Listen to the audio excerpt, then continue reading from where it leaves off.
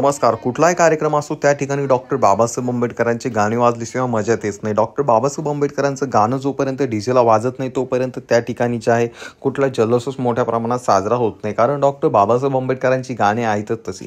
Doctor Babasaheb आंबेडकरांची गाणी जेव्हा डीजेवरती लागतात त्यावेळेस भली माणसं त्या ठिकाणी थिरकायला लागतात. याचीच प्रचिती आपल्याला अनेक ठिकाणी अनेक कार्यक्रमांमध्ये येते. सण कुठलाही असो, उत्सव कुठलाही असो, त्या ठिकाणी जर डीजे असेल तर डॉक्टर बाबासाहेब आंबेडकरांचं एकतरी गाणं वाजणारच हे फिक्स ठरलेलं असतं.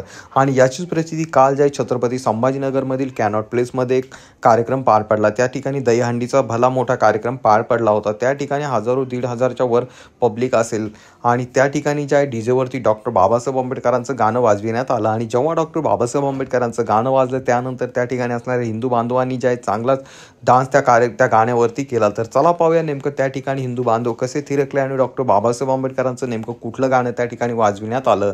परंतु तत्पूर्वी तुम्हाला विनंती असेल, चॅनलवर नवीन असाल तर चॅनलला नक्कीच सबस्क्राईब करा.